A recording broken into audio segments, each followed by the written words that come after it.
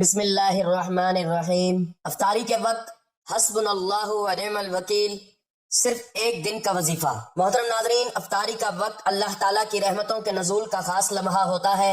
سارا دن روزہ دار بھوک اور پیاس برداشت کر کے جب مغرب کے وقت دسترخوان پر بیٹھتا ہے تو اس کے دل میں شکر، عاجزی اور توکل کا ایک عجیب نور پیدا ہوتا ہے۔ یہی وہ لمحہ ہے جب بندہ اپنے رب کے سب سے قریب ہوتا ہے۔ اسی مبارک گھڑی میں اگر کوئی شخص دل کی گہرائی سے یہ کلمات پڑھے، حسبنا اللہ و نعم الوکیل، تو گویا وہ اپنے تمام معاملات اللہ کے سپرد کر دیتا ہے۔ یہ صرف الفاظ نہیں بلکہ کامل توکل، یقین اور اعتماد کا اعلان ہے کہ اللہ ہمارے لیے کافی ہے اور وہی بہترین کار ساز ہے۔ قرآن مجید میں یہ کلمات خاص شان کے ساتھ نازل ہوئے۔ اللہ تعالیٰ فرماتے ہیں، الذین قال لهم الناس ان الناس قد جمعوا لكم فاخشوهم فزادهم ایمانا وقالوا حسبنا اللہ ونعم الوکیل، یعنی جب لوگوں نے اہل ایمان کو ڈرایا کہ دشمن تمہارے خلاف جمع ہو چکے ہیں تو انہوں نے کہا اللہ ہمارے لیے کافی ہے اور وہی بہترین کار ساز ہے۔ اس آیت میں اہل ایمان کے یقین اور توکل کا وہ منظر بیان ہوا ہے جس نے تاریخ اسلام کو روشن کر دیا۔ یہ کلمات غزوہ احد کے بعد کے حالات میں کہے گئے جب دشمن کا خوف پھیلایا گیا، مگر صحابہ کرام رضی اللہ تعالیٰ عنہ کے دلوں میں خوف کے بجائے ایمان بڑھ گیا۔ اسی طرح قرآن مجید میں اللہ تعالیٰ فرماتے ہیں، وَمَن يَتَوَكَّلْ عَلَى اللَّهِ فَهُوَ حَسْبُهُ، جو اللہ پر بھروسہ کرے اللہ اس کے لیے کافی ہو جاتا ہے۔ یہ آیت حسبنا اللہ کے معنی کو مزید واضح کرتی ہے کہ جو بندہ اللہ کو کافی سمجھ لے اللہ اس کے لیے ہر مشکل آسان کر دیتا ہے۔ ایک اور مقام پر ارشاد فرمایا، قُلْ حَسْبِيَ اللَّهُ لَا إِلَٰهَ إِلَّا هُوَ، کہہ دیجئے میرے لیے اللہ ہی کافی ہے، اس کے سوا کوئی معبود نہیں۔ یہ اعلان توحید بھی ہے اور اعلان توکل بھی۔ اسی طرح اللہ تعالیٰ فرماتے ہیں، ان اللہ یحب المتوکلین، بے شک اللہ توکل کرنے والوں سے محبت فرماتا ہے۔ جب بندہ افطاری کے وقت حسبنا اللہ پڑھتا ہے تو وہ اللہ کی محبت کا امیدوار بن جاتا ہے۔ اور ایک اور آیت میں ارشاد ہے، وَعَلَى اللَّهِ فَلْيَتَوَكَّلِ الْمُؤْمِنُونَ، مومنوں کو چاہیے کہ وہ اللہ ہی پر توکل کریں۔ یہ تمام آیات اس ذکر کی عظمت کو ظاہر کرتی ہے۔ احادیث مبارکہ میں بھی افطاری کے وقت دعا کی قبولیت کا خصوصی ذکر ملتا ہے۔ حضور نبی کریم صلی اللہ علیہ وآلہ وسلم نے فرمایا، روزہ دار کے لیے افطار کے وقت ایک دعا ہوتی ہے جو رد نہیں کی جاتی۔ یہ حدیث اس بات کی دلیل ہے کہ افطاری کے وقت جو دعا کی جائے وہ قبولیت کے قریب ہوتی ہے۔ اگر اس وقت بندہ حسبنا اللہ و نعم الوکیل پڑھ کر اپنی حاجات اللہ کے سپرد کر دے تو یہ دعا کی بہترین صورت ہے۔ ایک اور حدیث میں رسول اللہ صلی اللہ علیہ وآلہ وسلم نے فرمایا، 3 اشخاص کی دعا رد نہیں ہوتی، عادل حکمران، روزہ دار جب تک کہ افطار نہ کر لے، اور مظلوم کی دعا۔ افطار کے وقت روزہ دار کی دعا خاص قبولیت رکھتی ہے۔ حضرت عبداللہ بن عباس رضی اللہ تعالیٰ عنہ سے روایت ہے کہ نبی کریم صلی اللہ علیہ وآلہ وسلم نے فرمایا، حسبنا اللہ و نعم الوکیل۔ حضرت ابراہیم علیہ السلام نے اس وقت کہا جب انہیں آگ میں ڈالا گیا، اور محمد صلی اللہ علیہ وآلہ وسلم نے اس وقت کہا جب لوگوں نے کہا کہ دشمن تمہارے خلاف جمع ہو چکے ہیں۔ یہ حدیث اس ذکر کی تاریخی عظمت کو بیان کرتی ہے۔ حضرت ابراہیم علیہ السلام نے جب نمرود کی آگ میں ڈالے جانے کے وقت یہ کلمات کہے تو اللہ تعالیٰ نے آگ کو حکم دیا، قلنا یا نار کونی بردن وسلاما علی ابراہیم، ہم نے کہا اے آگ ٹھنڈی اور سلامتی والی ہو جا ابراہیم پر۔ ایک اور حدیث میں نبی کریم صلی اللہ علیہ وآلہ وسلم نے فرمایا، جو شخص صبح و شام 7 مرتبہ کہے، حسبی اللہ لا الہ الا هو علیہ توکلت وہو رب العرش العظیم، اللہ اس کے لیے کافی ہو جاتا ہے۔ اسی طرح ایک روایت میں آتا ہے کہ رسول اللہ صلی اللہ علیہ وآلہ وسلم مشکل کے وقت یہ دعا پڑھا کرتے تھے۔ اس سے معلوم ہوتا کہ یہ کلمات پریشانی، خوف اور آزمائش کے وقت خاص اثر رکھتے ہیں۔ افطاری کے وقت اس ذکر کو صرف ایک دن پڑھنے کا بھی عظیم اثر ہو سکتا ہے، بشرط یہ کہ دل میں یقین کامل ہو۔ جب بندہ پورا دن روزہ رکھ کر اللہ کی رضا کے لیے صبر کرتا ہے اور پھر افطار کے وقت حسبنا اللہ و نعم الوکیل پڑھتا ہے تو گویا وہ کہتا ہے، یا اللہ میں نے اپنی بھوک و پیاس تیرے لیے برداشت کی، اب میری دنیا و آخرت کے معاملات بھی تیرے سپرد ہیں۔ تاریخ اسلام گواہ ہے کہ جن لوگوں نے توکل کو اپنا شعار بنایا اللہ نے انہیں سر بلند کیا۔ غزوہ بدر میں مسلمان تعداد میں کم تھے مگر اللہ پر توکل نے انہیں فتح دی۔ غزوہ احزاب میں جب دشمنوں نے مدینہ کو گھیر لیا تو صحابہ کرام نے کہا، یعنی یہ وہی ہے جس کا وعدہ اللہ اور اس کے رسول نے کیا تھا۔ ان کے یقین نے حالات کا رخ بدل دیا۔ افطاری کے وقت کی ساتھ قبولیت میں اگر کوئی شخص اپنے رزق کی کشادگی، بیماری سے شفا، قرض سے نجات، اولاد کی اصلاح یا کسی بھی مشکل کے حل کے لیے یہ کلمات پڑھے تو وہ اپنے دل میں ایک سکون محسوس کرے گا۔ اصل اثر یقین کا ہے۔ اللہ تعالیٰ فرماتے ہیں ادعونی استجب لکم، مجھ سے دعا کرو میں قبول کروں گا، اور فرمایا وَإِذَا سَأَلَكَ عِبَادِي عَنِّي فَإِنِّي قَرِيبٌ، جب میرے بندے آپ سے میرے بارے میں پوچھیں تو میں قریب ہوں، دعا کرنے والے کی دعا قبول کرتا ہوں۔ یہ آیات اور احادیث اس بات کو واضح کرتی ہیں کہ افطاری کا وقت دعا اور توکل کا بہترین لمحہ ہے۔ حسبنا اللہ ونعم الوکیل دراصل ایمان کی طاقت کا اعلان ہے۔ یہ ذکر بندے کے دل سے خوف نکال دیتا ہے اور یقین پیدا کرتا ہے کہ اللہ ہی کافی ہے۔ اگر کوئی شخص صرف ایک دن بھی اخلاص کے ساتھ یہ وظیفہ کر لے، افطار سے چند منٹ پہلے یا افطار کے فوراً بعد یہ کلمات پڑھے اور پھر ہاتھ اٹھا کر اپنی حاجات بیان کرے تو انشاءاللہ اس کے دل کو سکون اور اس کی دعا کو قبولیت نصیب ہوگی، مگر شرط یہ ہے کہ یقین کامل ہو، دل میں شک نہ ہو اور نیت خالص ہو۔ یاد رکھیں کہ اصل مقصد الفاظ کی گنتی نہیں بلکہ دل کی کیفیت ہے۔ جب بندہ سچے دل سے کہتا ہے حسبنا اللہ ونعم الوکیل تو وہ گویا اپنی کمزوری کا اعتراف اور اللہ کی قدرت کا اقرار کرتا ہے۔ یہی توکل انبیاء علیہ السلام کا طریقہ اور صحابہ کرام رضی اللہ تعالیٰ عنہم کا شعار تھا۔ اللہ تعالیٰ ہمیں بھی افطاری کی ساعتوں میں سچا توکل نصیب فرمائے اور ہمارے تمام معاملات میں اپنی کفایت اور نصرت عطا فرمائے، آمین۔ محترم ناظرین، جیسا کہ آپ جانتے ہیں کہ رمضان کا پورا مہینہ ہی قبولیت کا ہے، اس مہینے کی ہر گھڑی قبولیت کی ہے، لیکن رمضان میں افطاری کا وقت رب کو بڑا محبوب ہے۔ افطار کے وقت رب کو اپنے بندے پر اتنا پیار آتا ہے، اتنی محبت آتی ہے کہ رب فرماتا ہے کہ میرا بندہ میرے لیے سارا دن بھوکا پیاسا رہتا ہے، گناہوں سے باز رہتا ہے، اور پھر افطاری کے وقت رب کریم اپنے بندے کے منہ سے نکلی ہر بات کو پورا فرماتا ہے۔ اگر آپ بھی اپنی دعاؤں کو قبول کروانا چاہتے ہیں، اگر آپ بھی اپنے گھر کے حالات کو بہتر بنانا چاہتے ہیں تو رمضان کے مہینے میں فائدہ اٹھا لیں، رمضان کی برکتوں کا، رمضان کی رحمتوں کا فائدہ اٹھا لیں۔ آج رب کریم کے مہینے میں مانگنے والے کو دیا جاتا ہے۔ آپ نے افطاری کے وقت سر پر ہاتھ رکھ کر یہ وظیفہ بتائے گئے طریقے سے پڑھنا ہے۔ رمضان کا پورا مہینہ موجود ہے، کسی بھی دن اس عمل کو کر سکتے ہیں۔ اگر آپ روزانہ کرنا چاہیں تو روزانہ بھی اس وظیفے کو پڑھ سکتے ہیں۔ کسی بھی طرح کی کوئی بیماری ہو، کوئی پریشانی ہو، رمضان کے مہینے میں روزہ افطار کرتے وقت اگر آپ یہ وظیفہ پڑھ لیتے ہیں تو یہ تمام پریشانیاں، بیماریاں دور ہو جائیں گی۔ اگر کوئی بیمار ہے تو وہ بیمار کے سر پر ہاتھ رکھ کر یہ وظیفہ پڑھ لے۔ اگر آپ کا نصیب نہیں بدل رہا تو رمضان کے مہینے میں روزہ کھولنے سے پہلے اپنا سیدھا ہاتھ اپنے سر کے اوپر رکھ کر یہ وظیفہ پڑھنے کی دیر ہے۔ آپ کے مقدر کا ستارہ ایسے چمکے گا کہ دنیا آپ کی کامیابی کا تماشا دیکھے گی۔ جو بندہ رمضان کا روزہ رکھتا ہے، افطاری کرتا ہے یا کسی کا روزہ افطار کرواتا ہے، رب کریم فرماتے ہیں یہ نہیں کہ روزے دار کو پیٹ بھر کر کھلاؤ، اگر کسی روزے دار کو پانی بھی پلا سکتے ہیں تو اس کا ثواب اتنا ہے کہ آپ سوچ بھی نہیں سکتے۔ رمضان المبارک کے مہینے میں کسی کی افطاری کروانا، کسی روزہ دار کو حتیٰ کہ پانی پلانا بھی اتنا اجر و ثواب کا باعث ہے کہ آپ کے پورے سال کے رزق اور دولت کا انتظام ہو جائے گا۔ اس لیے آج روزہ کھولنے سے پہلے اپنا سیدھا ہاتھ سر پر رکھ کر یہ وظیفہ پڑھ لو۔ اگر آپ میں سے کوئی بندہ چاہتا ہے کہ پورے سال اس کی پریشانیاں ختم ہو جائیں، پورے سال کے رزق کا انتظام ہو جائے، کسی کا محتاج نہ ہونا پڑے، پورا سال رب غیب سے آپ کو عطا فرمائے، تو روزہ کھولنے سے پہلے اپنا سیدھا ہاتھ سر پر رکھ کر بتائے گئے طریقے سے یہ عمل کر لینا ہے۔ بے حد آزمودہ اور مجرب عمل ہے۔ افطاری کے دسترخوان پر ہر کوئی بیٹھتا ہے، ہم مسلمان ہیں، افطار پر 2 سے 4 منٹ پہلے بیٹھ جاتے ہیں۔ ناظرین محترم، آپ نے کرنا کیا ہے؟ ویسے تو افطار سے پہلے پورا دن موجود ہے، کسی بھی وقت یہ وظیفہ پڑھ سکتے ہیں، لیکن اگر سارا دن نہیں پڑھ سکتے، افطار کے دسترخوان پر بیٹھ کر بھی اس وظیفے کو پڑھنے کی مکمل اجازت ہے۔ آپ دنیا کے جس کسی کونے سے بھی ہیں، آپ کا تعلق کسی بھی ملک سے ہے، آپ نے افطار کے وقت یہ وظیفہ ضرور پڑھ لینا ہے۔ اگر پہلے پورے دن میں کسی بھی وقت پڑھنا چاہیں تو پڑھ سکتے ہیں، لیکن اس کے لیے بہترین وقت افطاری کا وقت ہے۔ تو افطاری کے وقت آپ نے اس عمل کو لازمی کرنا ہے۔ اس وظیفے میں کتنا وقت لگ جائے گا؟ بمشکل سے 2 سے 3 منٹ لگیں گے، کیونکہ یہ موقع روز روز نہیں آتا، ایسے مواقع سال بعد آتے ہیں۔ تو آپ نے رمضان المبارک میں افطار کے وقت کو ضائع نہیں کرنا، اس وقت کی اہمیت اور برکت کو جانتے ہوئے اس عمل کو لازمی کر لینا ہے۔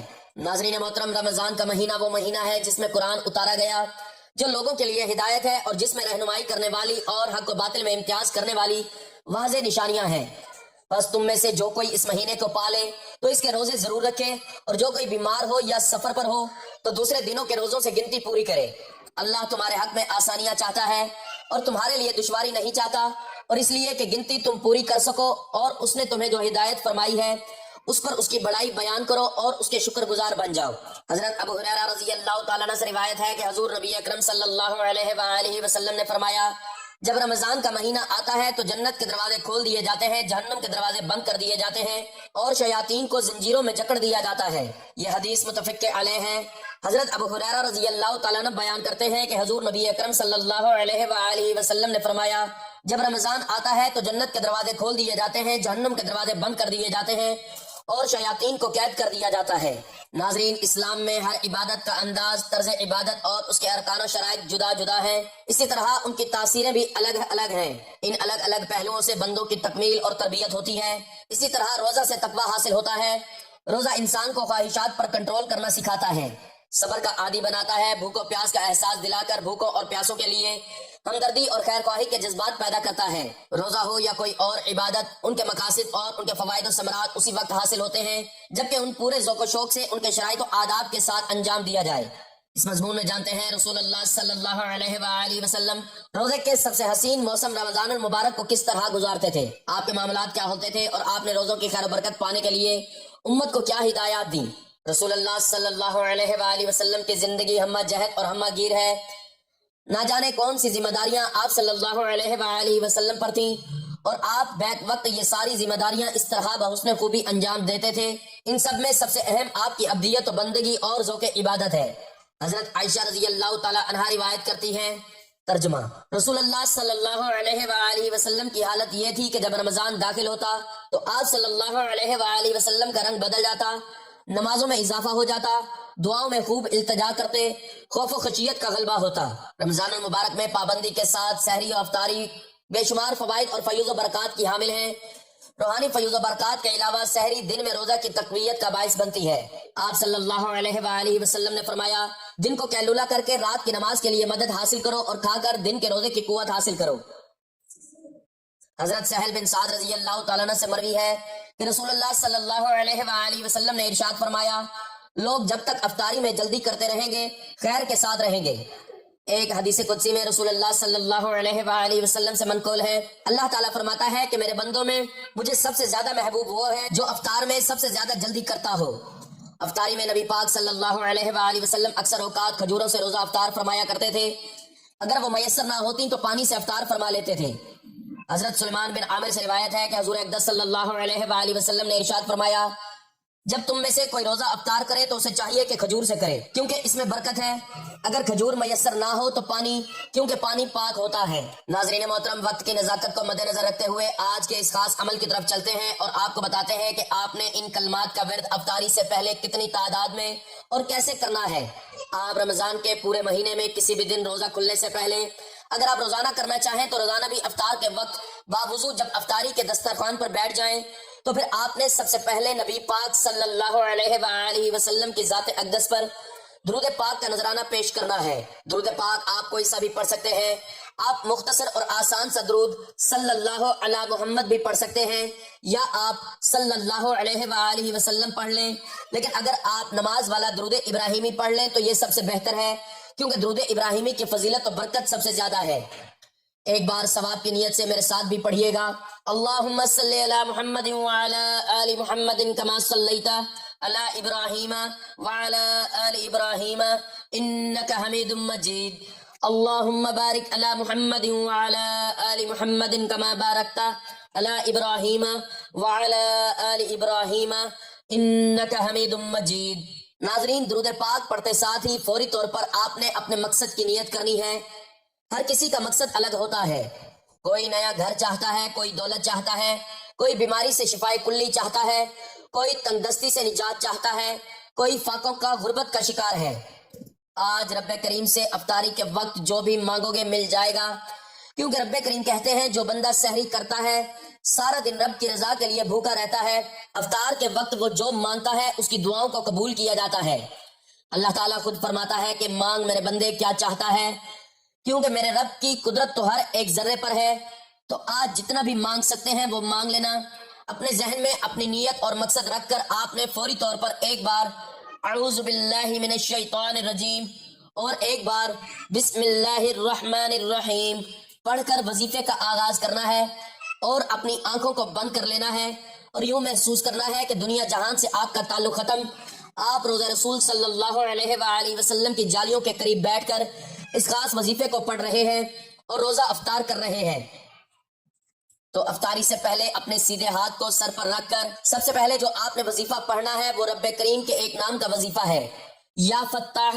جو بندہ یا فتاح پڑھ کر اپنے رب سے جس بات کا اقرار کرتا ہے، جس حاجت کی طلب کرتا ہے، جس مقصد کا سوال کرے گا، میرا رب چاہے گا تو اس کی حاجات کو پورا فرمائے گا، کیونکہ وہ ہر چیز پر قادر ہے۔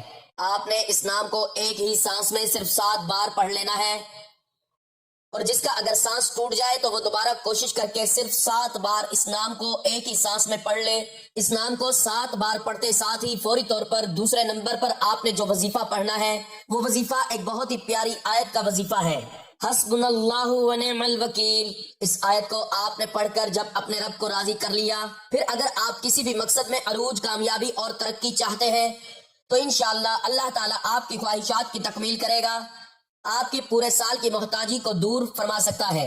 تو دوسرے نمبر پر آنکھوں کو بند کرتے ہوئے سیدھا ہاتھ سر پر رکھ کر آپ نے 100 مرتبہ حسبنا اللہ ونعم الوکیل پڑھ لینا ہے، یعنی ایک تسبیح آپ نے اس آیت مبارکہ کی پڑھ لینی ہے، اور اس کے بعد تیسرے اور آخری نمبر پر جو آپ نے وظیفہ پڑھنا ہے وہ بھی اللہ تعالیٰ کے ایک صفاتی نام کا وظیفہ ہے، یا مسبب الاسباب۔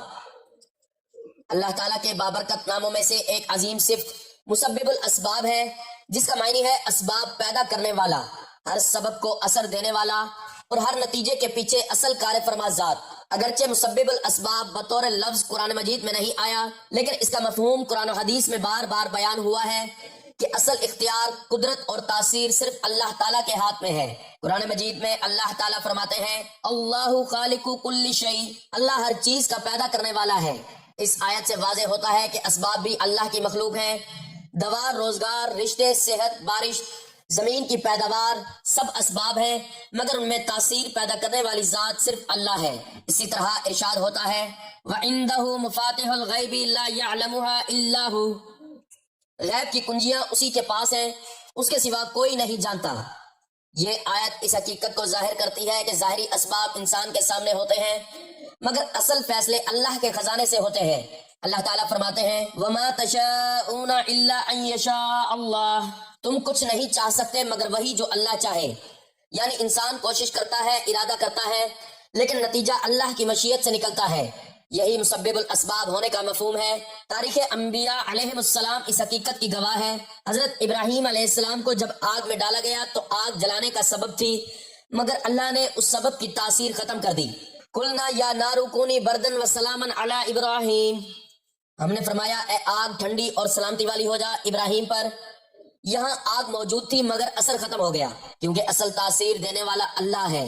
اسی طرح حضرت موسیٰ علیہ السلام کے سامنے سمندر تھا، پیچھے فرعون کا لشکر، ظاہری اسباب کے مطابق نجات ممکن نہ تھی، مگر اللہ تعالیٰ نے سمندر کو راستہ بنا دیا۔ قرآن پاک میں آتا ہے پھر سمندر پھٹ گیا اور ہر حصہ بڑے پہاڑ کی مانند ہو گیا۔ یہی مسبب الاسباب کی شان ہے کہ وہ ناممکن کو ممکن بنا دیتا ہے۔ نبی کریم صلی اللہ علیہ وآلہ وسلم نے بھی ہمیں اسباب اختیار کرنے اور اللہ پر توکل کرنے کی تعلیم دی۔ ایک شخص نے عرض کیا یا رسول اللہ صلی اللہ علیہ وآلہ وسلم، کیا میں اونٹ کو کھلا چھوڑ دوں اور توکل کروں؟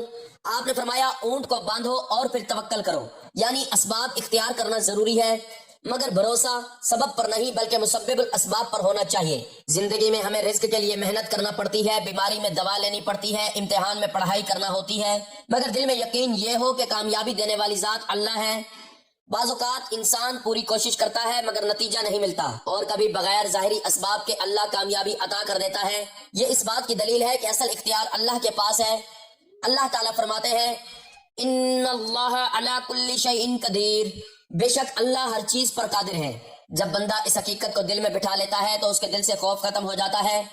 وہ جان لیتا ہے کہ اگر تمام دنیا مخالفت کرے مگر اللہ مددگار ہو تو کوئی نقصان نہیں پہنچا سکتا، اور اگر اللہ کی مدد نہ ہو تو دنیا کے تمام اسباب بھی بیکار ہیں۔ مسبب الاسباب پر ایمان انسان کو سکون، امید اور صبر عطا کرتا ہے۔ مشکلات میں گھبرانے کے بجائے وہ اللہ کی طرف رجوع کرتا ہے، دعا کرتا ہے، استغفار کرتا ہے اور یقین رکھتا ہے کہ میرا رب میرے لیے بہترین فیصلہ کرے گا۔ آخر میں یہی کہا جا سکتا ہے کہ اسباب اختیار کرنا سنت ہے، مگر دل کو اسباب سے آزاد رکھنا اور اللہ پر مکمل بھروسہ کرنا ایمان کی علامت ہے۔ جو شخص اللہ کو مسبب الاسباب مان لیتا ہے وہ ہر حال میں مطمئن رہتا ہے، کیونکہ اسے یقین ہوتا ہے کہ میرا رب ہر سبب سے بڑا ہے اور وہ جب چاہے حالات بدل سکتا ہے۔ اللہ تعالی ہمیں سچا توکل اور کامل یقین عطا فرمائے، آمین۔ تو ناظرین، آپ نے یا مسبب الاسباب صرف 41 مرتبہ پڑھ لینا ہے۔ یہ تینوں اعمال جب بتائے گئے طریقے سے پڑھ لینے ہیں، اس کے بعد آخر میں اتنا ہی درود پاک پڑھنا ہے جتنا وظیفہ شروع کرنے سے پہلے پڑھا تھا۔ اس طرح آپ کا عمل مکمل ہو گیا۔ تو آپ نے فوری طور پر اپنے گناہوں کی سچی توبہ کرنی ہے، کیونکہ جب بندہ گناہوں کی زد میں ہوتا ہے تو پھر وظیفے اور دعائیں قبول نہیں ہوتی۔ آپ نے ان 3 چھوٹے چھوٹے اعمال کو پڑھتے ساتھ ہی مانگنا شروع کرنا ہے۔ ہو سکے تو افطاری سے کچھ دیر پہلے اس وظیفے کو کرتے ساتھ ہی سجدے کی حالت میں چلے جائیں، کیونکہ سجدے کی حالت میں انسان رب کے قریب ہوتا ہے، اور افطاری کے وقت رب کے بابرکت وقت میں جب روزے کے ساتھ رب کے سامنے سجدہ ریز ہو کر گڑ گڑا کر انسان اپنے گناہوں کی بخشش کروانا چاہتا ہے، تو اللہ تعالیٰ اس بندے سے خوش اور راضی ہو جائے گا، اور جس نے اللہ کو راضی کر لیا اس کے لیے ہر مشکل آسان ہو جاتی ہے، اس کی ہر خواہش پوری ہو جاتی ہے۔ یہ عمل مکمل کرنے کے بعد آپ نے سر پر رکھے ہاتھ کو اپنے پورے سر پر اور اپنے چہرے پر پھیر لینا ہے، اور اس کے بعد روزہ افطار کر لینا ہے۔ دعا ہے کہ اللہ تعالیٰ میرا سنانا اور آپ کا سننا اپنی بارگاہ میں قبول و منظور فرمائے، اور اللہ تعالیٰ اس ماہ مبارک میں ہمیں اپنی رحمتوں، برکتوں اور فضیلتوں سے مالا مال فرمائے۔ نماز پنجگانہ ادا کرنے کی، ذکر و اذکار، تسبیحات اور قرآن پاک کی تلاوت کرنے کی طاقت عطا فرمائے، آمین یا رب العالمین۔ ناظرین، گزارش ہے کہ اللہ تعالیٰ کے 99 ناموں میں سے کوئی ایک نام لکھ کر کمنٹس میں ضرور شیئر کریں۔ اللہ تعالیٰ ہم سب کا حامی و ناصر ہو، آمین، جزاک اللہ۔